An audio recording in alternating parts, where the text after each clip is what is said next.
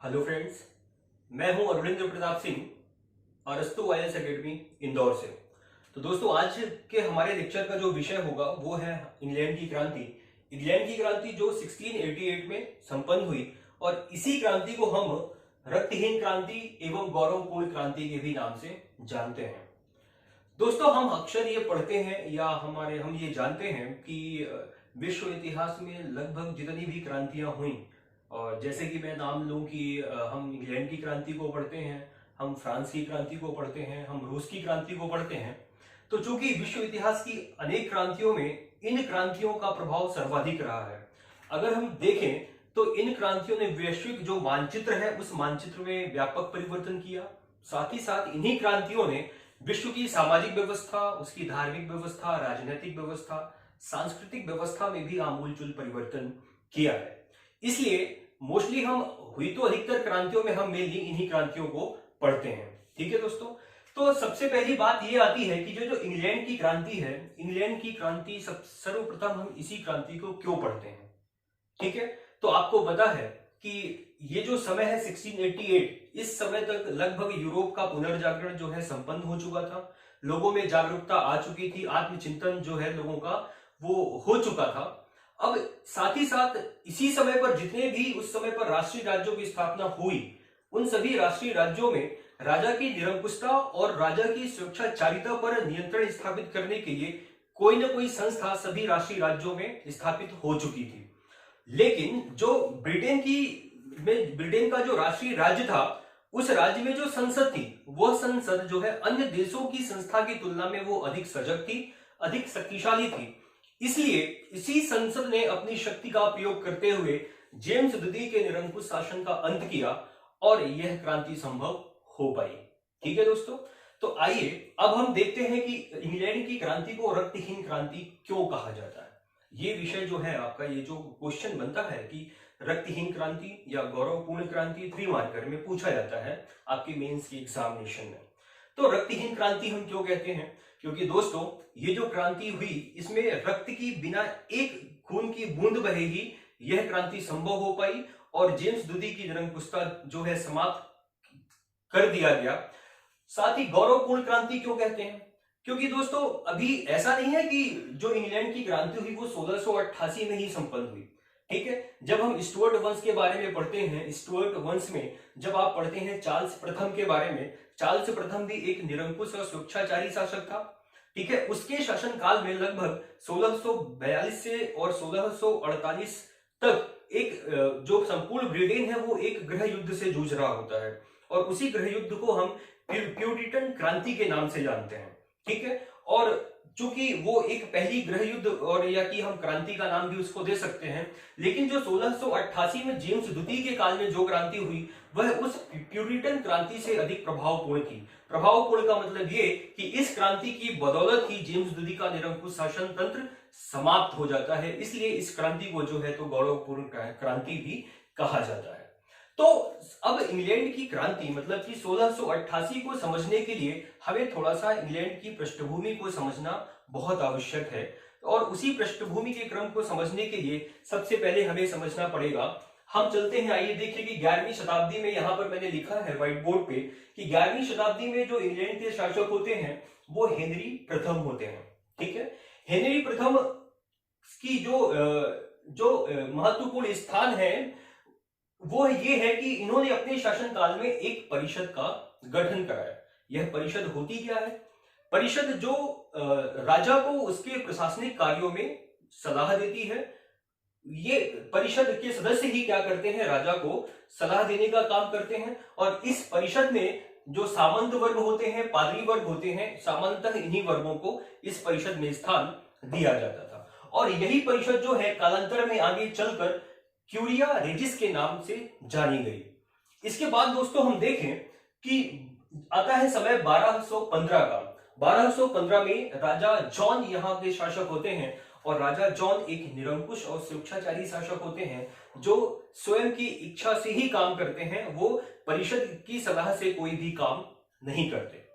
तो यही वो समय है जब राजा जॉन शासन कर रहे होते हैं तो वहां के जो सामंत हैं वो सामंत जब अपने अधिकारों का हनन होते हुए देखते हैं तो राजा के सम्मुख जो है एक अधिकार पत्र लाते हैं और राजा को पर दबाव बनाते हैं कि आप इस अधिकार पत्र पर साइन करिए, और राजा उस दबाव के फलस्वरूप ही उन सामंतों के द्वारा जो प्रस्तुत अधिकार पत्र है उस पर वो साइन कर देता है।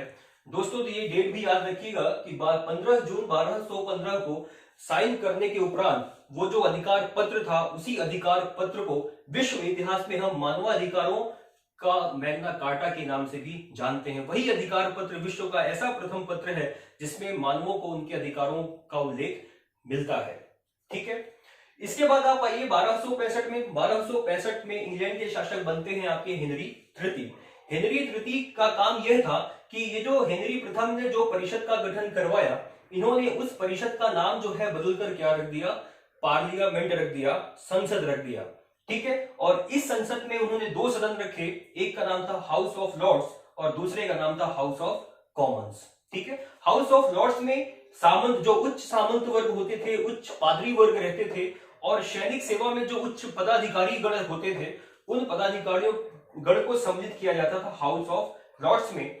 और इसके बाद हाउस ऑफ कॉमन्स, ये एक और सदन था जिसमें जनसाधारण वर्ग को सम्मिलित किया जाता था। ठीक है दोस्तों, तो ये तो थी थोड़ी सी बात इंग्लैंड की पृष्ठभूमि, इंग्लैंड के शासकों की पृष्ठभूमि के क्रम में। आइए अब हम देखते हैं जो सबसे इंपॉर्टेंट कहें तो यहां पर अब आता है एक ट्यूडर वंश, और ट्यूडर वंश के बाद इंग्लैंड में हम पढ़ते हैं स्टुअर्ट वंश के बारे में। ठीक है, तो ट्यूडर वंश की स्थापना 1485 में होती है। इसका जो पूरा वंश, जो ट्यूडर वंश का जो शासनकाल होता है वो 1485 से लेकर 1603 ईस्वी तक होता है। मतलब कि 118 वर्षों का शासनकाल ट्यूडर वंश का रहता है। ठीक है, और 118 वंश के शासनकाल में ट्यूडर वंश के जितने भी शासक आए वे सभी निरंकुश और स्वेच्छाचारी ही शासन थे। किंतु यहां पर आप देखें कि 1488 में ट्यूडर वंश की स्थापना करते हैं यहां पर हेनरी सप्तम, ये लिखा हुआ है हेनरी सप्तम। और हेनरी सप्तम की उपलब्धि ये होती है कि ये सामंतों के जितने भी विशेषाधिकार होते हैं उन सभी विशेषाधिकारों की समाप्ति वो कर देते हैं। ठीक है, उसके बाद बनते हैं हेनरी अष्टम। हेनरी अष्टम की उपलब्धि ये है कि ब्रिटेन में जितने भी चर्च थे उन सभी चर्च में जो पादरी वर्ग होते थे, उन पादरी वर्ग की जितनी भी उनके पास शक्तियां थी, उन सभी शक्तियों को वो क्या कर देते हैं, समाप्त कर देते हैं। इसके बाद आती है मैरी का शासनकाल होता है। मैरी के शासनकाल भी ठीक ठाक रहता है।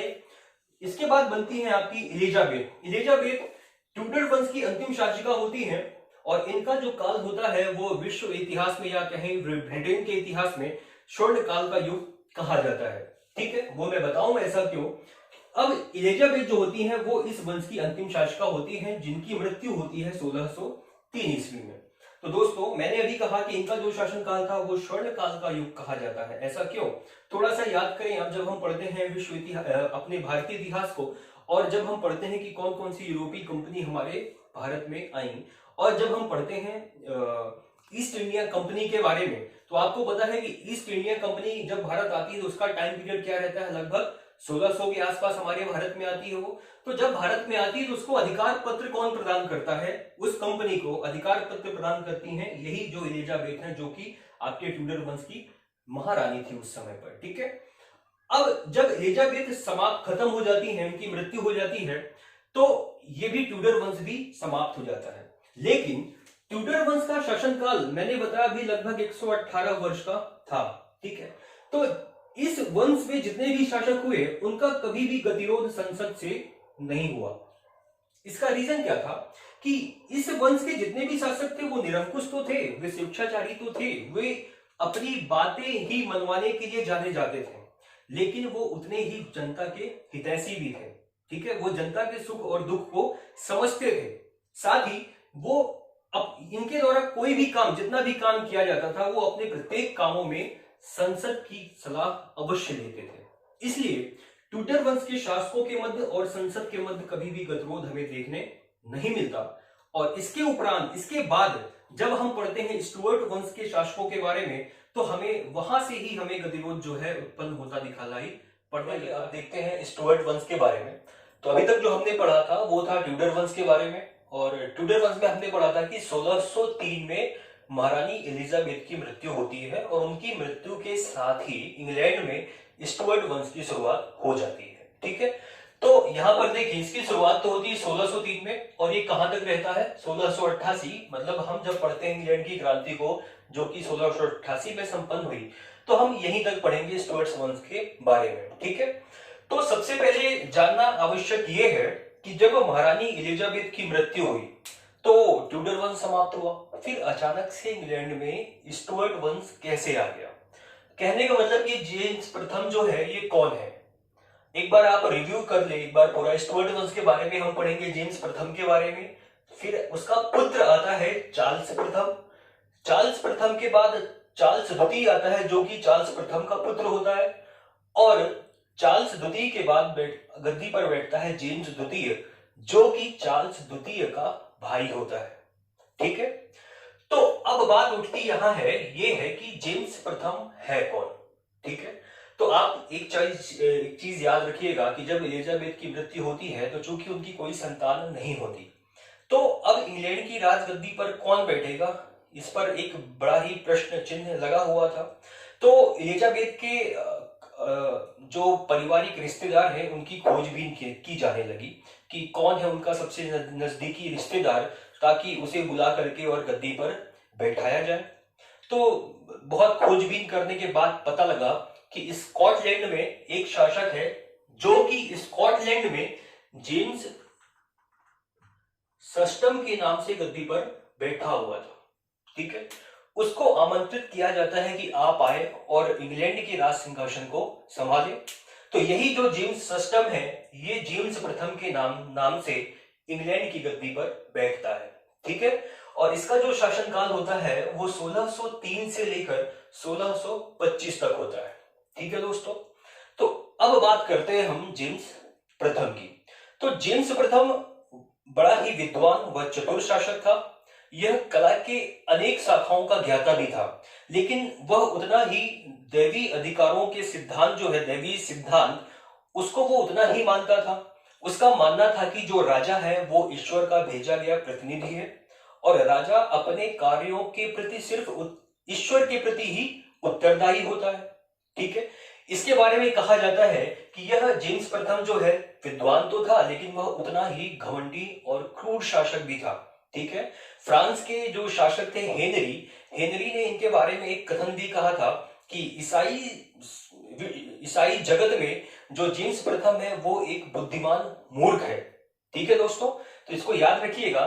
फिर जेम्स प्रथम के बारे में कहा जाता ये है कि जब जेम्स प्रथम राज सिंहासन पर विराजमान होता है तो उसी समय से संसद और जेम्स प्रथम के मध्य जो है संघर्ष प्रारंभ हो जाता है और इस संघर्ष को नाम देते हैं हम राजनीतिक संघर्ष। ठीक है, यहाँ पर लिखा भी हुआ है राजनीतिक संघर्ष की शुरुआत हो जाती है। क्यों होती है, मैंने अभी बताया कि यह एक निरंकुश शासक था। एक इंग्लैंड में एक संसद नाम की संस्था थी जो राजा को उसके शासकीय कार्यों में मदद करती थी, लेकिन यह जो शासक था यह संसद की बिना सलाह के कार्यकर्ता था। तो संसद चूंकि वो भी पावरफुल थी और उससे आप सलाह ना लेते हुए काम कर रहे हो तो ये गतिरोध तो उत्पन्न होना ही था। ठीक है दोस्तों, तो कई बार हुआ ये कि राजा जो है संसद की बैठक बुलवाता और जब संसद राजा के कार्यों की आलोचना करती, उसकी उपेक्षा करती, तो वह संसद को क्या कर देता, भंग कर देता। तो इस प्रकार से उसका शासनकाल जो था वो एक गतिरोध का काल माना जाता है ब्रिटेन के इतिहास में। ठीक है, फिर 1625 में हुआ क्या, जेम्स प्रथम की मृत्यु हो गई। अब जब जेम्स प्रथम की मृत्यु हुई तो इसकी जगह पर बैठता है इसका पुत्र जिसका नाम होता है चार्ल्स प्रथम। चार्ल्स प्रथम का जो शासनकाल होता है वो 1625 से लेकर 1649 तक माना जाता है। ठीक है, अब चार्ल्स प्रथम के शासनकाल को हम मुख्य रूप से 3 भागों में बांटकर देख सकते हैं। पहला भाग है कि जब चार्ल्स प्रथम और संसद के मध्य संघर्ष की स्थिति होती है। इसका जो दूसरा शासनकाल है वो हम पढ़ सकते हैं कि जब चार्ल्स प्रथम का निरंकुश शासन प्रारंभ होता है, और जो तीसरा है वो ये है कि जब ब्रिटेन में गृह युद्ध की स्थिति निर्मित हो जाती है। ठीक है, तो पहला देखते हैं चार्ल्स प्रथम का शासनकाल जब स्टार्ट होता है लगभग 1625 में, तो ये भी अपने पिता के समान ही था। यह भी दैवीय अधिकारों के सिद्धांतों को मानता था कि राजा जो है वो ईश्वर का प्रतिनिधि होता है और वो भी अपने कार्यों के लिए सिर्फ ईश्वर को ही अपना उत्तरदायी मानता था। ठीक है। अब चार्ल्स प्रथम ने अपने विगत 3 वर्षों में, मतलब कि 1625 में, फिर 1627 में और 1629 में, ये 3 वर्षों तक उन्होंने संसद की बैठक को बुलवाया। लेकिन संसद, चूंकि संसद क्या है कि उसके राजा जो है तो संसद की इजाजत के बिना कार्य कर रहा होता है, तो संसद हमेशा जब भी बैठक में आती तो वह राजा के कार्यों की आलोचना करती, जिससे राजा जो है वो रुष्ट हो जाता। अब चूंकि हुआ ये कि यहाँ पर जेम्स चार्ल्स प्रथम जो है वो संसद के सदस्यों के अधिकारों को कम कर रहा था लगातार। तो जब तटीय बैठक होती है संसद की, तो संसद के सदस्य जो है तो वो चार्ल्स प्रथम के समक्ष एक अधिकारों का प्रार्थना पत्र लेकर आते हैं, और ये अधिकारों का प्रार्थना पत्र जो है वो मैग्ना कार्टा जो 1215 में लाया गया था राजा जॉन के काल में, उसी का प्रतिगामी माना जाता है। अब ये लाया क्यों गया? लाया इसलिए गया कि राजा जो है वह संसद के सदस्यों से, या हम ये कहें कि राजा जो भी काम करेगा वो संसद की अनुमति लेकर के करेगा। और दूसरा ये कि राजा जो है वो किसी भी व्यक्ति को, जब तक व्यक्ति को न्यायालय ने दोषसिद्ध साबित ना किया हो, वह किसी भी व्यक्ति को कैद में नहीं रह सकता। तो मजबूरन, मतलब कि जबरन संसद के सदस्यों ने राजा से जो है इस पत्र पर हस्ताक्षर करवा लिए। उसका एक कारण ये है कि राजा को चूंकि अपनी भोग विलासितापूर्ण जीवन जीने के लिए धन की आवश्यकता थी, और राजा उस समय पर जनता पर कर आरोपित करने की शक्ति जो है थी वो राजा के पास थी। तो अगर संसद के द्वारा इस प्रस्ताव पर राजा हस्ताक्षर नहीं करता तो संभव है कि राजा जो कर आरोपित करने वाला है जनता पर, उसकी भी प्राप्ति उसको नहीं हो पाती। तो धन प्राप्ति के चक्कर में चार्ल्स प्रथम ने उस पर क्या कर दिया? हस्ताक्षर कर दिया। ये तो था पहला।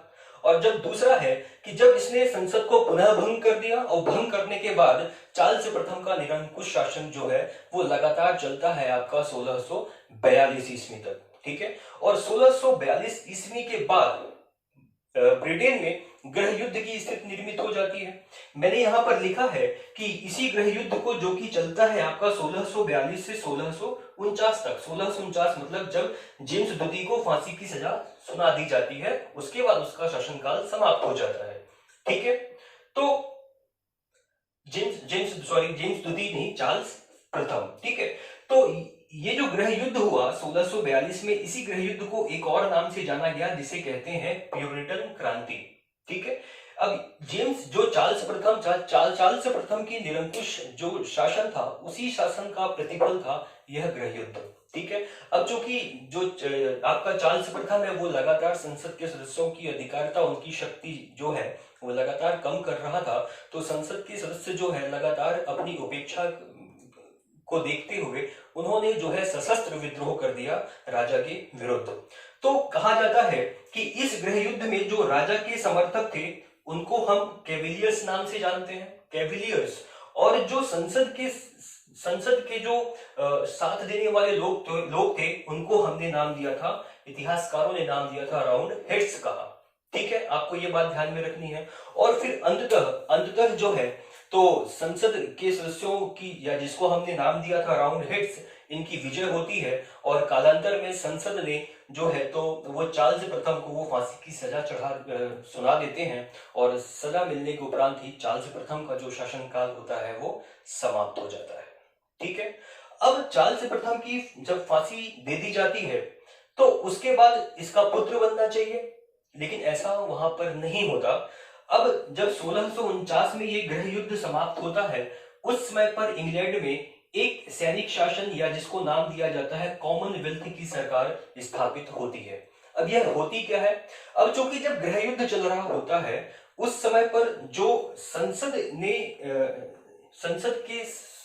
के साथ एक प्रभावशाली व्यक्ति हुआ करता था जिसका नाम है रिचर्ड क्रॉमवेल, और इसी रिचर्ड क्रॉमवेल ने इस गृह युद्ध में संसद की ओर से सेना का प्रतिनिधित्व किया था।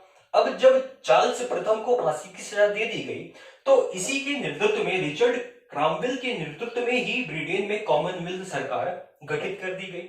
ठीक है। अब चूंकि कॉमनवेल्थ गठित जब कर दी गई तो क्रॉमवेल ने सबसे पहला काम ये किया कि जो इंग्लैंड में जो राजा का पद होता था और जो संसद में हाउस ऑफ लॉर्ड्स होते थे उसको उन्होंने समाप्त कर दिया और एक प्रोटेक्टर के रूप में, एक संरक्षक के रूप में इंग्लैंड में शासन करने लगा। लेकिन कालांतर में उसका भी जो शासनकाल था वो बड़ा ही निरंकुश हो उठा, निरंकुश टाइप से, मतलब निरंकुश हो गया। और वो भी जैसे कि ये विगत शासक अपने शासनकाल चला रहे थे वैसा कुछ रिचर्ड क्रॉमवेल भी हो गया। लेकिन कालांतर में 1658 में इसकी भी मृत्यु हो जाती है और जब इसकी मृत्यु होती है तो इसकी जगह पर इसका पुत्र बैठता है जिसका नाम होता है ओलिवर क्रॉमवेल। लेकिन ये मूर्ख व्यक्ति होता है और ये शासन चलाने के लिए उसके पास ना तो गुण होते हैं और ना ही कोई प्रतिभा का धनी होता है ये, और अतः ये प्रशासन को छोड़ करके, अपना पद छोड़ करके और वहां से भग जाता है। ठीक है, अब भगने के उपरांत चूंकि गद्दी पुनः खाली हो गई, अब इंग्लैंड में अव्यवस्था का माहौल फैल गया चारों तरफ, तो जनता ने फिर से राजतंत्र की मांग की कि गद्दी पर पुनः राजा को बिठाया जाए। तो अब किसको बिठाया जाए? तो चूंकि चार्ल्स द्वितीय जो होते हैं वो 25 वर्षों तक जो है तो इधर उधर घूम करके अपना जीवन व्यतीत करते हैं और जब ओलिवर क्रॉमवेल गद्दी छोड़कर भगता है तो पुनः चार्ल्स प्रथम के पुत्र चार्ल्स द्वितीय को बुलाया जाता है। ठीक है, अब चूंकि उसे ये एक मौका मिलता है कि हाँ मैं भी राज सुख भोग लूं, तो वो अब उसके कथन होते हैं कि मैं दोबारा जो है यात्रा पर जाना नहीं चाहता। कहने का मतलब ये कि उसका कहना था कि संसद जो भी कहेगी मैं वही काम करूंगा। तो अतः इसके शासनकाल में हमें कभी भी संसद और चार्ल्स द्वितीय के मध्य जो है संघर्ष या गतिरोध देखने को नहीं मिलता। इसका जो शासनकाल होता है वो 1660 से लेकर और 1685 ईस्वी तक होता है। इसके शासनकाल में एक महत्वपूर्ण घटना घटित होती है कि 1673 में संसद के द्वारा टेस्ट एंड कारपोरेशन एक्ट पारित किया जाता है। आपको याद रखना है कि ये जो टेस्ट एक्ट के नाम से भी जानते हैं हम इसको और टेस्ट एंड कारपोरेशन एक्ट के भी नाम से हम इसको जानते हैं। ये होता क्या है, ये था क्या? आपको अगर कभी 3 मार्कर में आए तो आप तो इतना लिख सकते हैं कि 1673 में संसद के द्वारा चार्ल्स द्वितीय के शासनकाल में लाया गया। और इसमें प्रावधान क्या किया गया था कि इसमें प्रावधान था कि इंग्लैंड में जितने भी सरकारी पद हैं उन सरकारी पदों पर सिर्फ और सिर्फ एंग्लिकन समुदाय के लोगों या प्रोटेस्टेंट समुदाय के लोगों को ही नौकरी दी जाएगी। कैथोलिक वर्ग या कैथोलिक धर्म के लोगों को नौकरी नहीं दी जाएगी। ठीक है, ये ध्यान में रखना है आपको। तो होता ये है कि बस चार्ल्स द्वितीय के काल में बस ये एक्ट महत्वपूर्ण है और संसद के मध्य कभी भी इनके बीच आपस में कभी भी गतिरोध नहीं होता। और 1685 में जो है चार्ल्स द्वितीय की मृत्यु हो जाती है। अब चार्ल्स द्वितीय की मृत्यु होने के उपरांत इंग्लैंड की राजगद्दी पर बैठता है आपका चार्ल्स द्वितीय का भाई जेम्स द्वितीय, और यही जेम्स द्वितीय है जिसके शासनकाल में इंग्लैंड की गौरवपूर्ण या रक्तहीन क्रांति संपन्न होती है।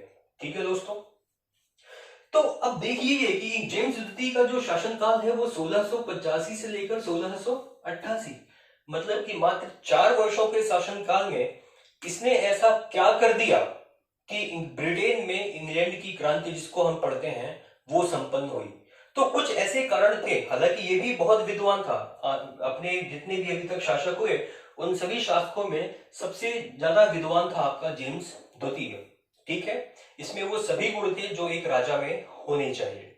लेकिन फिर भी उसके कुछ काम ऐसे थे, उसके द्वारा अपनाई गई कुछ नीतियां ऐसी थी कि वो परिस्थिति पैदा कर दी कि इंग्लैंड में क्रांति संभव हो पाए। तो अब हम बात करते हैं कि जेम्स द्वितीय, जो कि आपको पता है कि जेम्स द्वितीय जितने भी शासक थे ये सभी कैथोलिक धर्म को मानने वाले थे। और आपको ये भी पता होना चाहिए कि इंग्लैंड की जो अधिकांश जनता थी वो प्रोटेस्टेंट धर्म को मानने वाली थी, जबकि जो शासक जितने भी हुए किस धर्म को मानने वाले हैं? कैथोलिक धर्म को। तो ब्रिटेन को एक कैथोलिक राष्ट्र बनाना इनका एक प्रमुख उद्देश्य भी था। ठीक है, तो जब जेम्स द्वितीय गद्दी पर बैठता है तो मैंने अभी आपको बताया कि इसका जो मुख्य उद्देश्य था वो ये था कि हम ब्रिटेन को क्या बनाएंगे? एक कैथोलिक राष्ट्र बनाएंगे। तो कैथोलिक राष्ट्र बनाने की दिशा में, और वह यह जानता था कि जब तक ये टेस्ट एक्ट जो कि 1673 में चार्ल्स द्वितीय के काल में लाया गया था, जब तक ये रहेगा तब तक वह ब्रिटेन को कैथोलिक राष्ट्र नहीं बना पाएगा। अच्छा, एक काम करते हैं कि आप लोग एक बार थोड़ा इस पर नजर डालिए, क्योंकि अभी जो कि ये जो बहुत इंपॉर्टेंट चैप्टर है, ये जो जेम्स दुदी के द्वारा जितनी भी नीतियां अपनाई गई थी, ये आपके प्रत्येक पॉइंट्स जो है वो 3 मार्कर में भी आपसे पूछा जाता है। और जब हम पढ़ते हैं कि ब्रिटेन की क्रांति के कारण बताइए, तो ये सभी पॉइंट्स उन कारणों में भी शामिल किए जाते हैं। तो चूंकि यहाँ पर अभी जगह नहीं है, तो अभी इसको रफ करना पड़ेगा, तो एक बार आप इसको अच्छे से देख लें और इसके बाद अपन रफ करके फिर उस पर अपन बात करते हैं।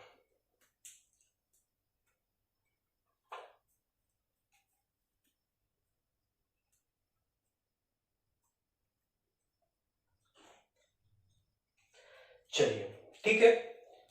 तो ये जो पॉइंट्स यहाँ पर लिखे हुए हैं जेम्स दुदी के नीचे, इनको आपको थोड़ा सा ध्यान में रखना है।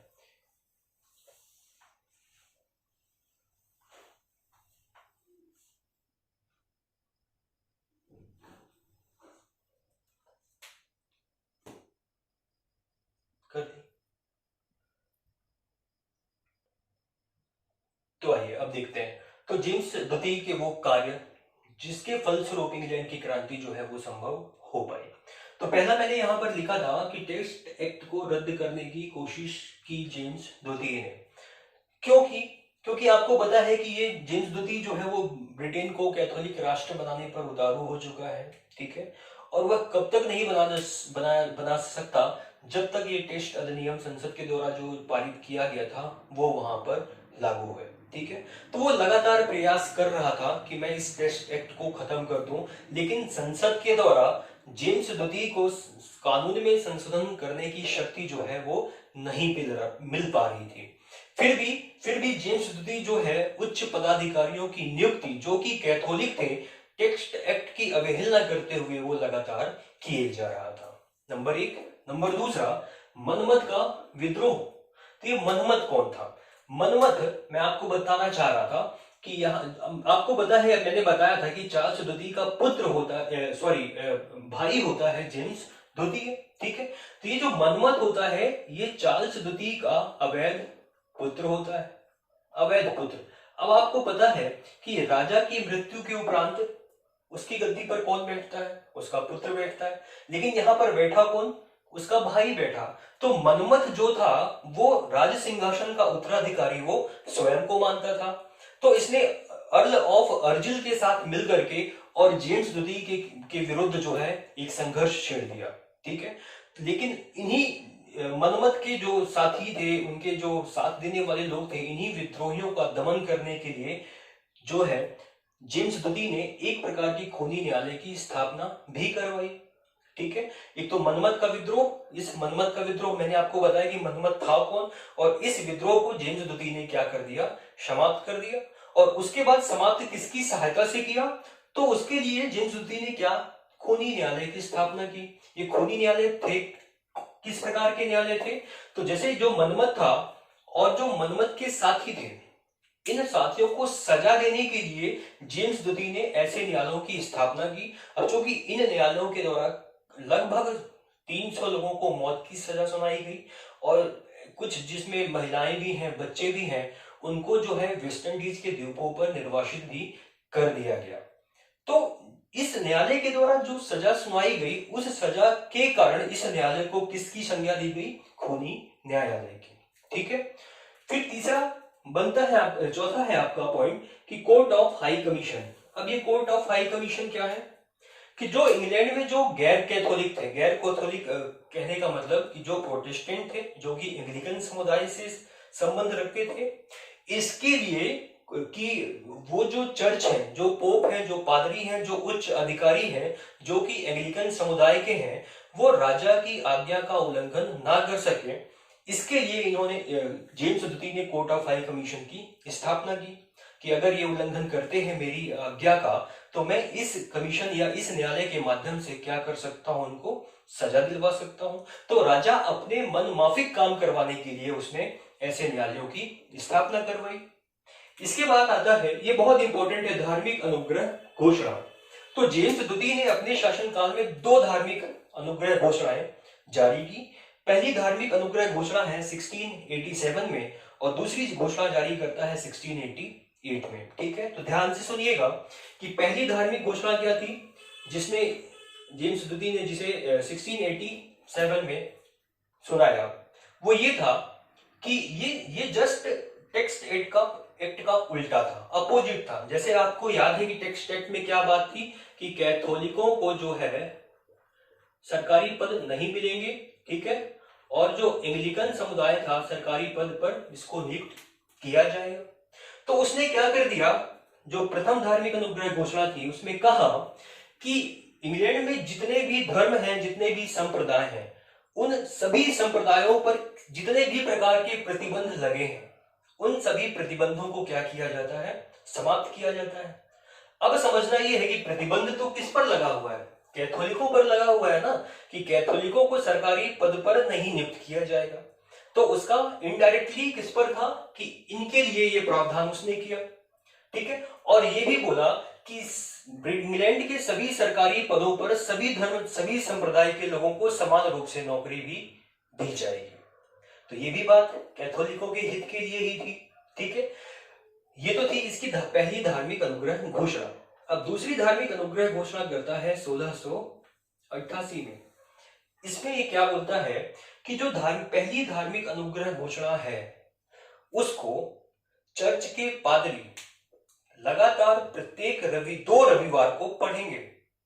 ठीक है, पहली धार्मिक और दूसरी धार्मिक अनुग्रह घोषणा में। दूसरे में क्या बोलता है कि जो चर्च है, जो पोप है, उसकी पहली धार्मिक अनुग्रह घोषणा को लगातार 2 रविवार को पढ़ेंगे।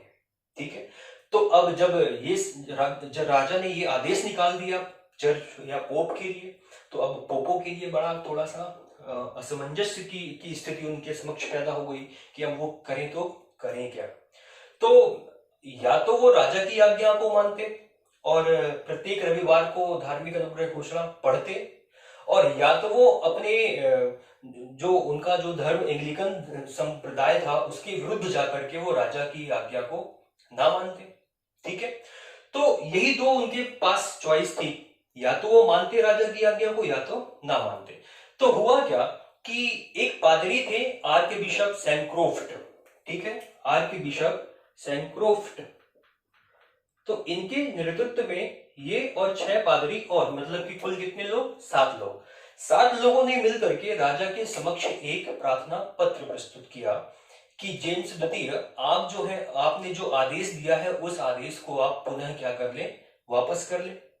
तो अब आप राजा से जो है तो ऐसी बात बोलोगे तो राजा गुस्सा हो गया कि मतलब तुम मेरी आज्ञा का उल्लंघन कर रहे हो और मुझे ही समझाने चले जाए।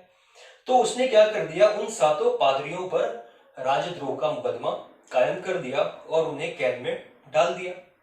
और जब न्यायालय के समक्ष उन पादरियों को लाया गया तो चूंकि उनका ऐसा कोई दोष था नहीं, तो न्यायालय ने कहा कि अगर राजा ही सभी कानूनों को समाप्त कर देगी तो फिर संसद का औचित्य ही क्या बचेगा। तो उनको, हालांकि जो 7 पादरी थे वो किसी भी प्रकार का दोष ना पाते हुए न्यायालय ने उन्हें क्या कर दिया, दोष मुक्त कर दिया। तो जब अब थोड़ा आपको देखना है, एक थोड़ा सा क्रम बनता है। अब ध्यान में रखना यह है आपको कि यहाँ पर पादरियों पर जो महाभियोग लगाया गया था उसके उपरांत पादरियों को क्या कर दिया गया, दोष मुक्त कर दिया गया। ठीक है, तो आइए अब देखते हैं। मैंने यहां पर लिखा है कि 30 जून 1688 को जिन पादरियों पर महाभियोग की प्रक्रिया शुरू करने वाले थे, तो न्यायालय ने क्या किया, उन पादरियों को दोष मुक्त घोषित कर दिया।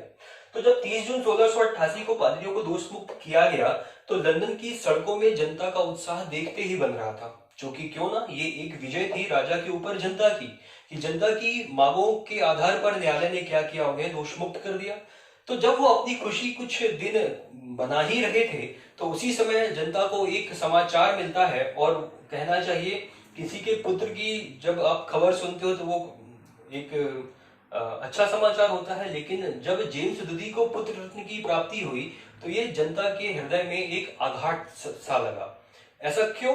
क्योंकि आपको पता था कि अभी तक जेम्स द्वितीय और उसकी पत्नी, हालांकि जेम्स द्वितीय और उसकी 2 पत्नियां थी। यहाँ पर आपको समझना है कि जेम्स द्वितीय की कितनी पत्नियां थी, 2 पत्नियां, एक पहली और दूसरी।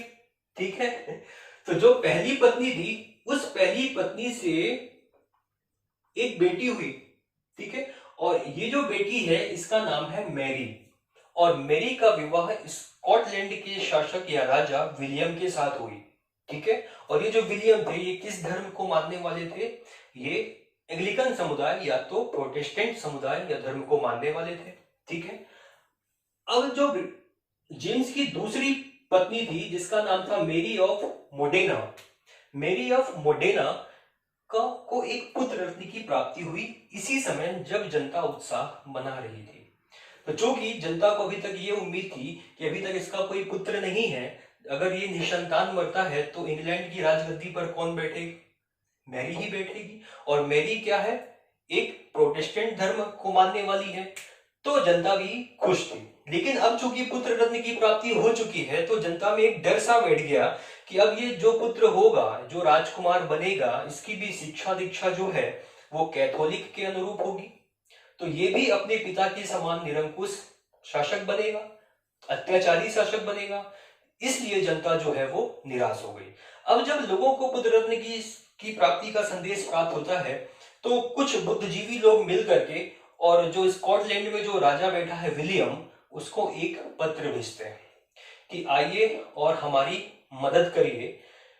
तो विलियम जो है उन लोगों के द्वारा भेजे गए पत्र को क्या कर लेता है? स्वीकार कर लेता है। स्वीकार करने के पीछे एक कारण ये भी है कि जो अभी फ्रांस में शासक है लुई, तो लुई अभी युद्ध में व्यस्त होता है और युद्ध में व्यस्त होने के उपरांत इनकी जो सीमाएं हैं वो सुरक्षित जान करके वो इंग्लैंड आते हैं। तो जब विलियम जो है 5 नवंबर 1688 को विलियम अपनी पत्नी मेरी के साथ जो है इंग्लैंड के टोरबे बंदरगाह पर अपने 15,000 सैनिकों के साथ उतरते हैं। और इसका आभास चूंकि राजा को पहले से ही हो जाता है, जेम्स द्वितीय को, कि लोगों ने पत्र भेजा है, विलियम ने हाँ भी कर दिया है, वो अपनी सेना लेकर आ भी रहा है। तो अब इंग्लैंड में जेम्स द्वितीय क्या करता है कि अपनी जो उसकी पहले कैथोलिक वादी नीति थी, अब कैथोलिक वादी नीति को वो तुरंत चेंज कर देता है कि मेरी शायद गद्दी बच जाए। तो वो सरकारी जो उच्च पदों पर वो पुनः फिर से एंग्लिकनों को नियुक्त करने लगता है और अपनी ये जो इसने धार्मिक अनुग्रह घोषणाएं की थी वो भी समाप्त कर देता है। जो धार्मिक इसने न्यायालय बनाए थे वो सारे के सारे उसको समाप्त कर देता है। लेकिन चूंकि अब जो है बात बहुत आगे तक जा चुकी थी, तो हुआ क्या कि जब ये टोरबे बंदरगाह पर उतरे और राजा के सैनिक और जब विलियम के सैनिकों के मध्य आपस में संघर्ष स्टार्ट हुआ, तो जो जेम्स द्वितीय के जो सेनापति थे वो सेनापति अपने सैनिक सहित जाकर के विलियम के साथ मिल गए। तो अब युद्ध लड़ने का कोई औचित्य ही नहीं रह गया था।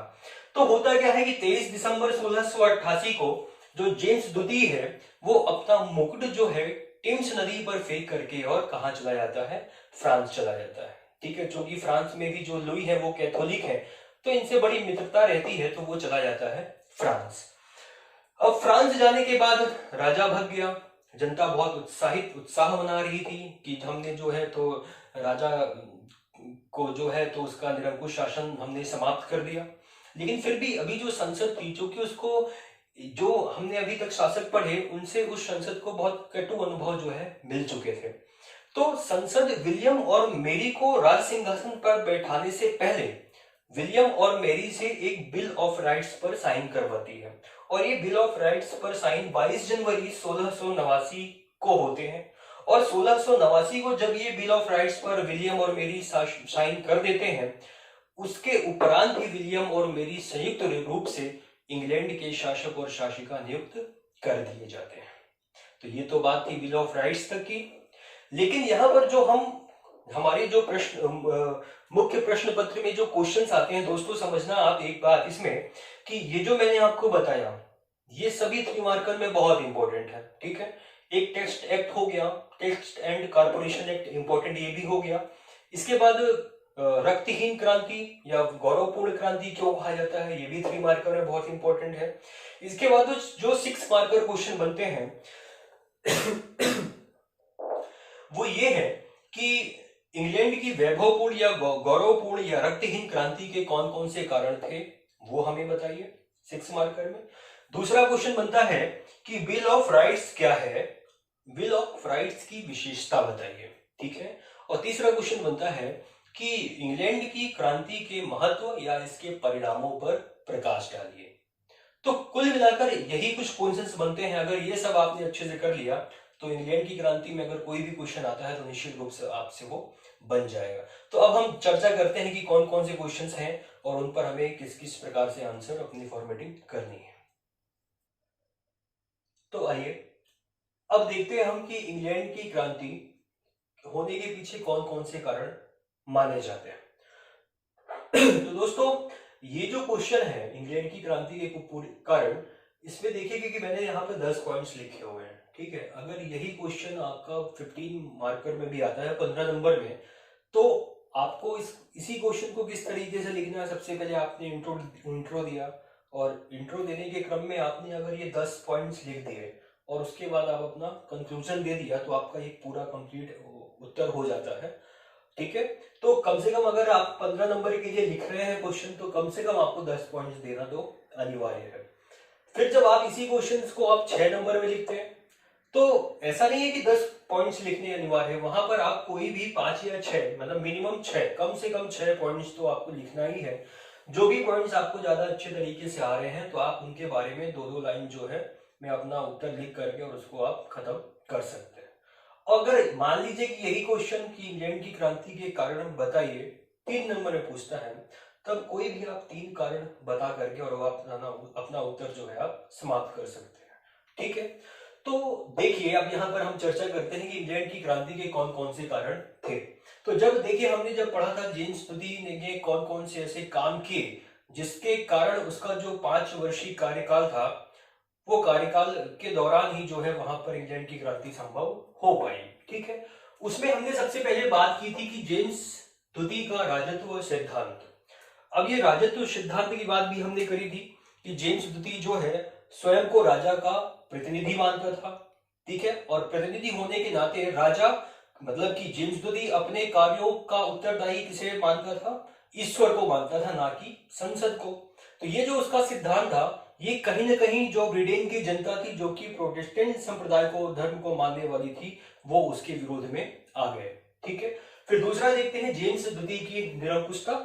निरंकुशता का मतलब ये है कि जिस पर कोई भी अंकुश ना लगा पाए। अब आपको पता है कि उस समय पर ब्रिटेन में संसद हुआ करती थी जो राजा के कार्यों उसके प्रशासनिक कार्यों पर मदद भी करती थी और राजा कोई अनुचित कार्य ना कर पाए उस पर वह रोक भी लगाती थी। लेकिन संसद को पावर शक्ति होते हुए भी वह जेम्स स्तुति के कार्यों पर जो है तो नियंत्रण स्थापित नहीं कर पाई, क्योंकि जेम्स स्तुति जो है वो संसद की सलाह को कभी मानता ही नहीं था। यह जेम्स स्तुति की निरंकुशता का प्रतीक थी।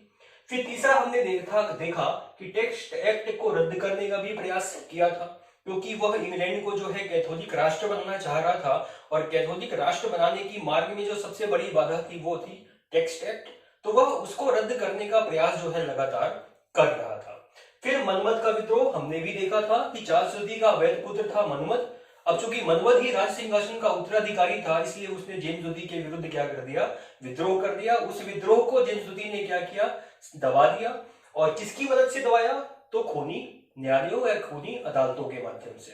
तो खूनी अदालतों ने क्या काम किया कि मनमत के जो साथी थे, जो विद्रोही थे, उन विद्रोहियों को सजा देने का काम किया था इन अदालतों ने, या ये कहें कि इन अदालतों की स्थापना जेम्स स्तुति ने करी, क्यों, इन विद्रोहियों को सजा देने हेतु, ठीक है। फिर है विश्वविद्यालयों में हस्तक्षेप। ये सब काम तो चल ही रहे थे जेम्स स्तुति के द्वारा, लेकिन उस समय पर चूंकि जो जाने माने विश्वविद्यालय हैं उनकी स्थापना हो चुकी है ब्रिटेन में, जैसे कि एक आपका विश्वविद्यालय है मैगडालेन, दूसरा है कैम्ब्रिज, तीसरा है ऑक्सफोर्ड। इन विश्वविद्यालयों में जो कुलपति हैं, जो बड़े बड़े अधिकारियों की जो नियुक्ति है वो कैथोलिक संप्रदाय के लोगों की करने लग गया था जेम्स स्तुति। जैसे मैं नाम लूं कि मैगडालेन जो विश्वविद्यालय था, यहाँ पर जेम्स स्तुति ने 25 सभासदों को इसलिए बर्खास्त कर दिया क्योंकि उन्होंने एक कैथोलिक व्यक्ति है जो कि अध्यक्ष पद में नियुक्त होने वाला था, उसका उन्होंने विरोध किया था। फिर इसी के साथ आप देखिए कैम्ब्रिज विश्वविद्यालय। इस कैम्ब्रिज विश्वविद्यालय के कुलपति को जेम्स स्तुति ने बर्खास्त कर दिया, बाहर निकाल दिया। क्यों? क्योंकि उन्होंने एक कैथोलिक को जो है डिग्री देने से मना कर दिया था। इसी प्रकार से आपका ऑक्सफोर्ड विश्वविद्यालय, मतलब कि जितने भी बड़े बड़े विश्वविद्यालय थे उन बड़े बड़े विश्वविद्यालयों पर जेम्स डुडी जो है वो बड़े बड़े अधिकारियों की नियुक्ति जो है करने लग गया था, जो कि कैथोलिक थे। इसके बाद स्थायी सेना और कैथोलिकों का प्रश्न। स्थायी सेना, क्योंकि ये इन सब जो काम कर रहा था जेम्स डुडी, उससे जनता में जो है आक्रोश भी बढ़ रहा था और जेम्स डुडी इस बात से भली भांति परिचित था। तो जेम्स डुडी क्या चाह रहा था कि मैं एक स्थायी सेना रखूं और उस स्थायी सेना के जो वित्त का प्रबंध है वो कौन करे? संसद करे। ठीक, क्योंकि क्योंकि अभी तक जो राजा की सुरक्षा के लिए जो सेना रखी जाती थी उस सेना को कौन संसद के द्वारा जो है तो प्रस्ताव के माध्यम से उसको नियुक्त किया जाता था। तो अभी तक राजा की कोई स्थायी सेना नहीं थी। तो एक बात आपको और मैं बता दूं कि आज भी वर्तमान समय में भी अगर मैं ब्रिटेन की सेनाओं के बारे में बात करूं तो वहां की सेना जो है स्थायी आज भी नहीं है। जैसे कि हमारे भारत की सेना है, 3 अंग होते हैं और वो तीनों अंग किसी न किसी एक टाइम पीरियड तक वो नियुक्त किए जाते हैं कि आप इस वर्ष तक सेवाएं देंगे, इसके बाद आप रिटायरमेंट होंगे। तो लेकिन इंग्लैंड में आज भी वैसा नहीं है। वहां की सेनाएं जो है 1 साल के लिए संविदा पर रखी जाती हैं और जैसा ही 1 साल पूर्ण होता है फिर या तो उन्हीं सेनाओं को या किसी दूसरे व्यक्ति को फिर पुनः 1 वर्ष के लिए संविदा पर रख लिया जाता है और वो क्रम जो है लगातार चलता रहता है। ठीक है, तो स्थायी सेना के मुद्दे पर बात जो थी उस पर जो है तो जेम्स डुडी जो है संसद से भिड़ गया था कि नहीं मुझे रखना है और इन सेनाओं का जो खर्च है वो भी किसके माध्यम से दिया जाएगा? संसद के माध्यम से। उसमें राजा कोई भी पैसा खर्च नहीं करेगा। और बात थी कैथोलिकों का प्रश्न, तो मैं अभी बता चुका हूं, क्योंकि राज्य में जितने भी सरकारी पद थे, चाहे वो चर्च हो, चाहे वो स्कूल हो, चाहे वो कोई भी विभाग हो, उन सभी विभागों पर वो कैथोलिकों की ही नियुक्ति करना चाह रहा था। इसके बाद धार्मिक अनुग्रह घोषणा। मैंने बताया कि अभी जेम्स डुडी ने 2 धार्मिक घोषणाएं की थी। ठीक है, एक 1687 में, एक 1688 में। 1687 में कहा गया कि सभी धर्म संप्रदायों पर लगे सभी प्रकार के प्रतिबंध समाप्त होते हैं व सभी धर्म सभी संप्रदायों को लोगों को सरकारी नौकरी पर रखा जाए। ये पहली थी। और दूसरी धार्मिक अनुग्रह घोषणा में कहा गया कि पादरी वर्ग जो है वो प्रथम धार्मिक अनुग्रह घोषणा को जो है प्रत्येक 2 रविवार लगातार उसको पढ़ेंगे। और इसी बात पर लेकर 7 पादरियों पर मुकदमा भी चला। मैंने बताया था कि 7 पादरियों पर मुकदमा हुआ और उस मुकदमे से वो दोष सिद्ध भी हुए और दोष सिद्ध होने के उपरांत जब वो जनता उत्साह बना रही थी तभी जेम्स को पुत्र रत्न की प्राप्ति होती है। और पुत्र रत्न की प्राप्ति होने के बाद कुछ विशिष्ट वर्ग के लोग जो है विलियम को निमंत्रण देते हैं। विलियम आते हैं और राजा जो है जेम्स डुडी पर अपना मुकुट फेंक करके और फ्रांस चले जाते हैं। तो ये तो थे रीजन हमारे इंग्लैंड की क्रांति के। तो दोस्तों अगर यहीं पर आपसे क्वेश्चन पूछता है कि इंग्लैंड की क्रांति के तात्कालिक कारणों को बताइए कि तात्कालिक कारण कौन कौन से थे या तात्कालिक कारण बताइए 6 मार्कर में, तो आप कहां से शुरू करेंगे? तो आपको शुरू करना है ये 7 पादरियों पर जो मुकदमा लगा था और मुकदमे के बाद आपको पता है कि ये दोष मुक्त भी हुए थे, है ना। हमने पढ़ा था कि 30 जून को जो है तो ये दोष मुक्त हुए। यहीं से आप अपनी बात को जो है शुरू कर देंगे और खत्म कहां पर करेंगे? वो फिर जब टेम्स नदी पर मुकुट फेंकते हैं और विलियम और मेरी को जो है संयुक्त रूप से इंग्लैंड का राज सिंहासन पर आसीन किया जाता है, वहां तक आप अपनी स्टोरी को समाप्त कर देंगे। ठीक है, वो क्रम मैं आपको पहले बता चुका हूं। तो ये तो था हमारे इंग्लैंड की क्रांति का कारण। अब हम देखते हैं कि जो 22 जनवरी और 1989 में जो बिल ऑफ राइट्स पारित किया गया संसद के द्वारा तो उसमें उसकी कौन कौन सी विशेषताएं पढ़ते हैं हम। ठीक है, तो आइए अब बात करते हैं कि बिल ऑफ राइट्स क्या है और बिल ऑफ राइट्स की विशेषताएं कौन कौन सी हैं। तो दोस्तों ये भी क्वेश्चन बड़ा इंपॉर्टेंट है और मुख्य परीक्षा में पूछा भी जा चुका है और पूछे जाने की संभावना भी प्रबल है। ठीक है, तो देखिए कि बिल ऑफ राइट्स है क्या। आपको पता है कि जो 1688 की जो क्रांति हुई वो एक अत्याचारी या कह सकते हैं दमनकारी जो शासक था जेम्स डुडी, उसको उसकी निरंकुशता को समाप्त करके और ये क्रांति संपन्न हुई। ठीक है, ये बिल ऑफ राइट्स जो है इस जब जेम्स डुडी टेम्स नदी पर अपना मुकुट फेंक करके फ्रांस भाग जाता है और जब विलियम और मेरी को सिंहासन पर सत्तारूढ़ किया जाता है तो सत्तारूढ़ करने से पहले संसद के द्वारा विलियम और मेरी से एक पत्र पर साइन करवाया जाता है और उसी पत्र को क्या नाम दिया गया, बिल ऑफ राइट्स। ठीक है, तो बिल ऑफ राइट्स जो है तो 22 जनवरी 1689 को साइन हुआ। ठीक है, और ये है क्या, अगर मैं बात करूं तो इसमें राजा और संसद को कौन कौन सी शक्तियां हैं, कौन कौन सी शक्तियां राजा को है या कौन कौन सी शक्तियां संसद को है, इन दोनों का वर्गीकरण मिलता है हमें बिल ऑफ राइट्स में। ठीक है, तो आपको डेट भी याद रखना है और ये भी याद रखना है कि बिल ऑफ राइट्स था क्या। अब बात करते हैं कि बिल ऑफ राइट्स में किन किन बातों का प्रावधान किया गया था। ठीक है, तो सबसे पहला देखिए कि राजा जो है संसद की स्वीकृति के बिना स्थायी सेना नहीं रख सकेगा और शांति काल में भी नहीं रख सकेगा। तो ये इसकी पहली विशेषता थी।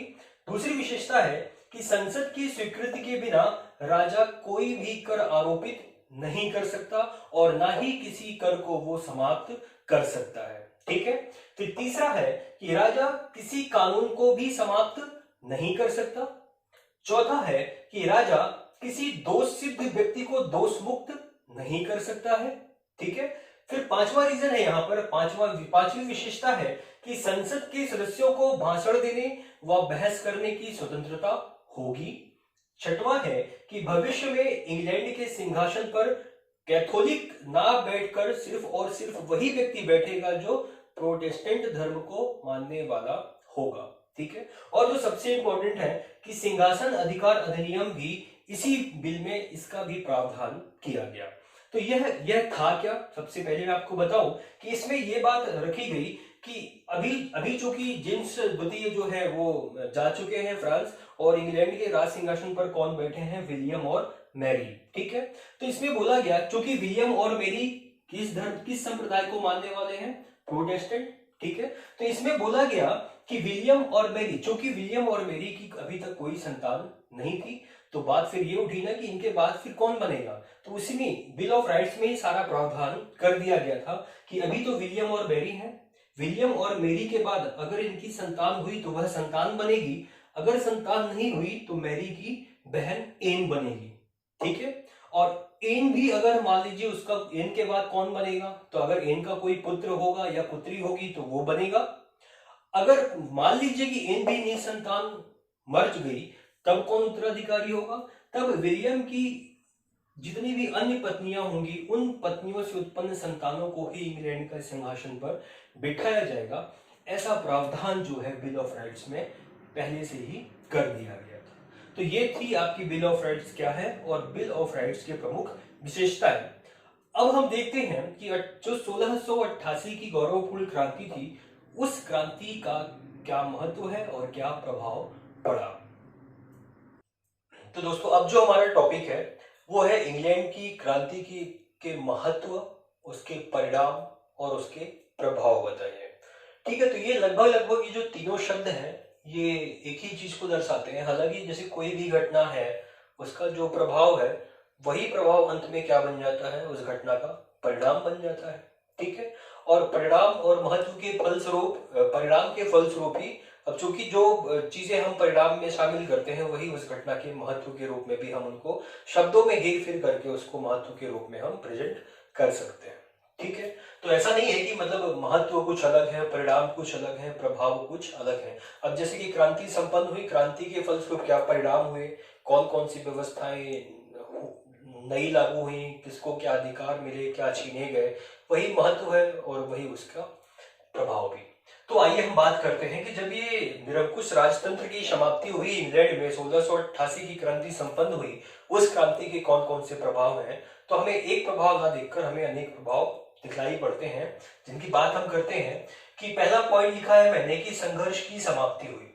अब आपको पता है कि जो दीर्घ काल से जो स्टुअर्ट राजवंश और संसद के मध्य जो संघर्ष चल रहा था, इस संघर्ष की शुरुआत कब हुई, 1603 में। हमने पढ़ा है कि जब जेम्स प्रथम शासक बनता है उसी के समय से संसद के साथ उसके राजनीतिक संघर्ष की शुरुआत होती है और समाप्त कब होते हैं, 1603 से लेकर 1688 में। मतलब कितना लंबा पीरियड था, लगभग 85 साल का। ठीक है, तो एक दीर्घ काल की संघर्ष की समाप्ति होती है स्टुअर्ट वंश और संसद के मध्य।